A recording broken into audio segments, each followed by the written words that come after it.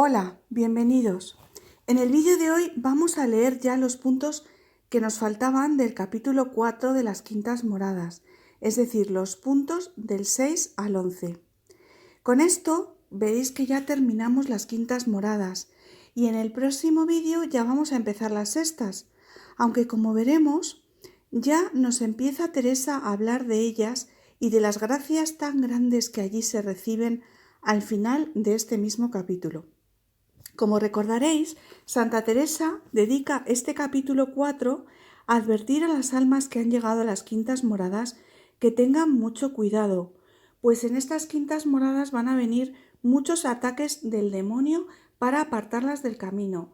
Recordar que nos decía que ya las almas de las sextas moradas están más fuertes, pero en las quintas moradas el alma todavía es muy débil y es muy vulnerable a estos ataques del demonio. Ya sabemos que las quintas moradas decíamos que se llega por dos caminos. Uno es el camino de la experiencia mística. Es lo que llamamos la gracia de oración de unión. Es una gracia que la da Dios cuando quiere y a quien quiere y que se recibe pasivamente, es decir, que la persona no puede hacer nada por tenerla. Pero hay otra vía para llegar a las quintas moradas y es una vía del trabajo ascético, es decir, del esfuerzo de la persona por unir su voluntad con la de Dios, renunciando a la voluntad propia. Es un esfuerzo que se hace en un periodo de tiempo más largo. Poco a poco se va aprendiendo a renunciar a la propia voluntad y se va deseando y uniéndose cada vez más a la voluntad de Dios. Sea cual sea el camino, el resultado es que el alma de las quintas moradas ya tiene totalmente rendida su voluntad a la de Dios. Ya solo desea lo que Dios quiera. Pero este estado, como hemos dicho, no es permanente. En el camino de la vida espiritual hay avances y retrocesos. Una forma muy gráfica de expresarlo es lo que dicen algunos especialistas en teología espiritual.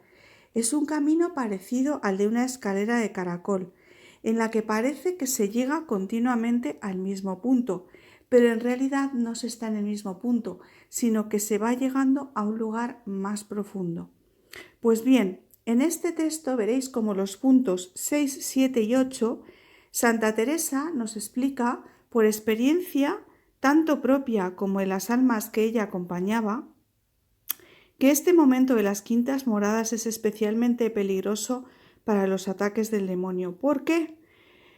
Pues primero porque el demonio sabe que si un alma llega aquí y sigue avanzando hasta el matrimonio espiritual, es decir, sigue avanzando hacia las sextas y séptimas moradas, no se irá al cielo sola, sino que arrastrará con su ejemplo y con sus palabras y sus predicaciones a muchas otras y les apartará del pecado. Por lo tanto, sabe que si ataca a esta alma y consigue desviarla de su camino, en realidad está ganando muchas otras almas. Nos dirá Teresa, fijaros que parece que junta todo el infierno para ello, es decir, que se trata de ataques muy fuertes y acoso muy fuerte del demonio a las almas que llegan aquí. La santa pone ejemplos de santos del pasado a sus monjas. Santa Úrsula, San Francisco, Santo Domingo fueron santos que, sin duda alguna, recibieron gracias místicas y atrajeron a muchas almas hacia Dios. Les dice a sus monjas que no crean que estas gracias místicas que recibieron estos santos son del pasado, sino que Dios las sigue dando. Así lo dice ella. Oh, hijas mías, que tan aparejado está el Señor a hacernos mercedes ahora como entonces, y aun en parte más necesitado de que las queramos recibir, porque hay pocos que miren por su honra como entonces había. Es decir, que el Señor no solo quiere seguir dando estas gracias ahora, como en tiempos de los inicios de la Iglesia o en tiempos de Santa Teresa, sino que Teresa nos dirá que está más necesitado que nunca de que le queramos recibir. Es decir, nos habla de Dios, de la experiencia que ella tiene de Dios como un Dios que está deseando entregarse a nosotros, que está, como dice ella en otro libro, ganoso de darse, es decir, un Dios que está a la puerta de cada corazón intentando entrar, que está a la puerta de tu corazón, deseando dar estas experiencias grandes, deseando comunicarse, donarse. Y por eso nos anima a Teresa a disponernos y a abrir nuestro corazón para recibir estas gracias. Luego, en el punto número 7, veréis cómo Santa Teresa se plantea dos preguntas sobre esto que se le ocurre que se podrían estar haciendo sus monjas. La primera es esta: si el alma de las quintas moradas está tan unida a la voluntad de Dios y solo desea hacer en todo la voluntad de Dios, ¿cómo es posible que el demonio pueda engañarla y convencerla de que sea parte del camino? Santa Teresa nos contestará esta pregunta diciendo que el demonio no va a tentar a estas almas con pecados de cosas malas de forma clara, porque eso sabe que la persona pues no le va a hacer caso, ¿no? No le va a proponer, por ejemplo, hacer tal pecado porque sabe que ella se va a dar cuenta de que es una tentación y lo va a rechazar. Lo que hace es tentarlas con muchísima sutileza y siempre bajo capa de bien. Es decir, le va proponiendo cosas que aparentemente son muy buenas, pero que poco a poco le van a ir desviando de su camino, proponiéndole caminos que realmente le alejan de la voluntad de Dios, aunque aparentemente son muy buenos, y son algo que le puede ayudar, y así poco a poco les va apartando. El proceso, fijaros, nos lo describe con mucha precisión Santa Teresa, como 3 acciones del demonio. La primera es el oscurecimiento del entendimiento, es decir, lo primero que hace el demonio es generar confusión en la persona, generar oscuridad, ¿no? Por ejemplo, le propone una cosa y al cabo de un rato otra y al cabo de un rato otra, es decir, como muchos caminos posibles para que la persona se sienta confusa. Después lo que hace es entibiar la voluntad. La persona va perdiendo fuerza de voluntad para seguir el camino de Dios, se le va debilitando la voluntad. Y cuando ha hecho estas dos acciones, es decir, le produce esa confusión y ese debilitamiento de la voluntad, entonces lo que pretende es hacerle crecer el amor propio, mediante tentaciones, utilizando las heridas que tenga esa persona.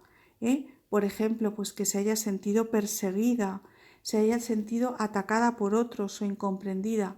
Todas estas heridas que tenemos todos en el alma son como grietas por las que el demonio aprovecha para tentar a la persona.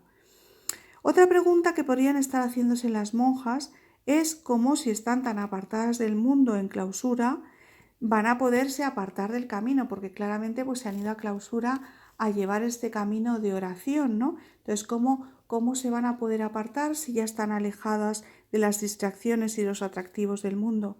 Pues dice la santa que el demonio puede actuar en las almas estén donde estén físicamente, da igual que estén en el mundo, que estén en clausura, que estén en un desierto, a cualquier sitio puede ir el demonio a atacar, por supuesto siempre con permisión de Dios, siempre es porque Dios lo permite.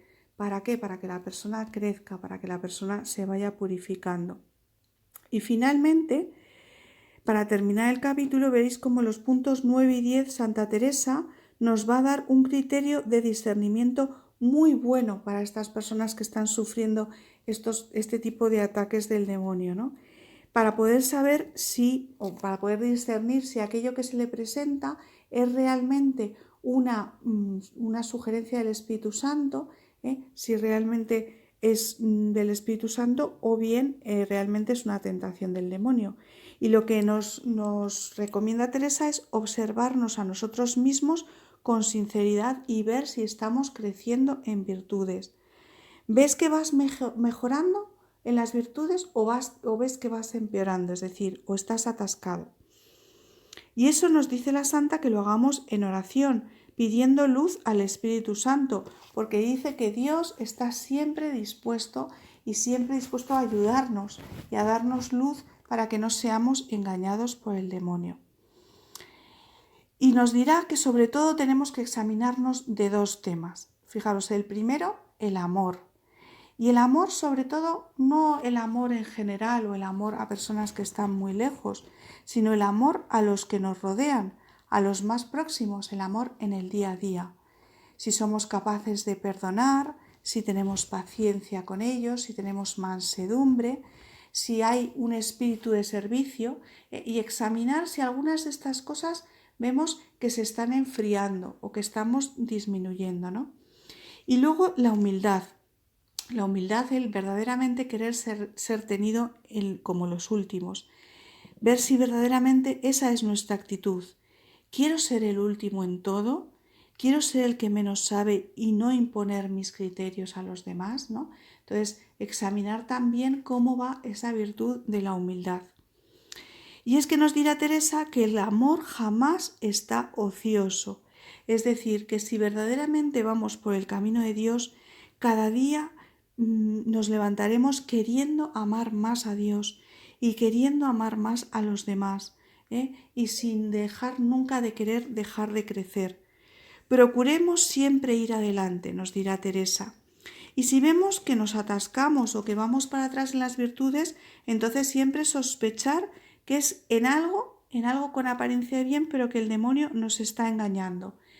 Y discernir siempre en la oración y, por supuesto, aunque aquí no lo nombra, pero es muy importante ese discernimiento, la dirección espiritual, para confirmar todas las decisiones. Es decir, un alma que está siendo tentada con apariencia de bien por el demonio continuamente, necesita esta ayuda de la dirección espiritual para contrastar como un espejo que le hace ver cuál es la voluntad de Dios. Y finalmente, en los puntos 10 y en el 11, ya nos anuncia Teresa su deseo de empezar a escribir sobre las sextas moradas.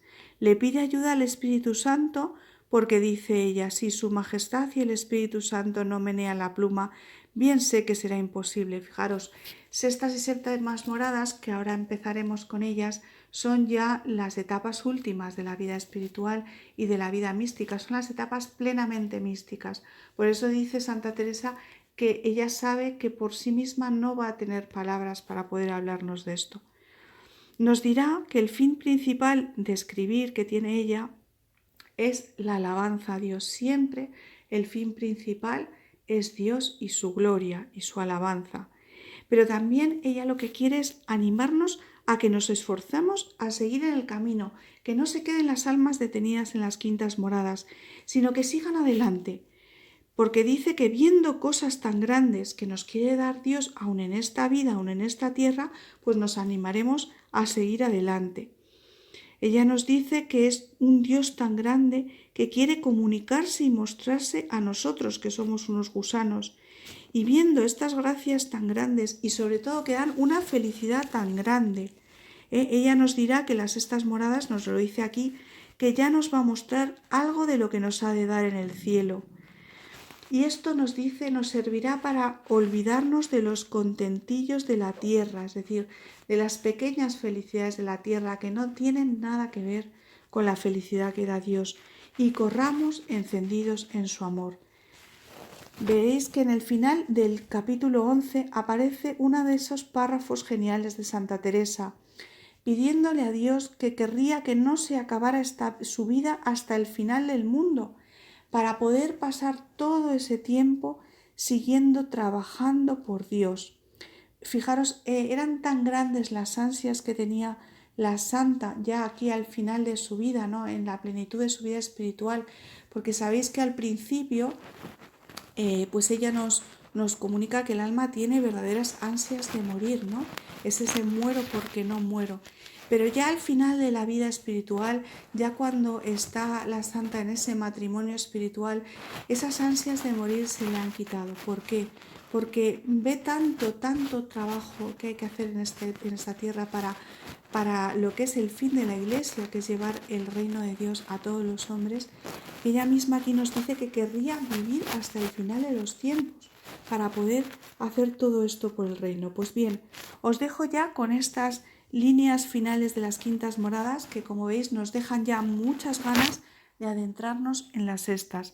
Y como siempre, os animo y os pido que os suscribáis al canal para apoyar a este canal, ¿no? Ya sabéis que os suscribís y luego activáis la campanita para que siempre os avise si yo subo un vídeo sobre la santa.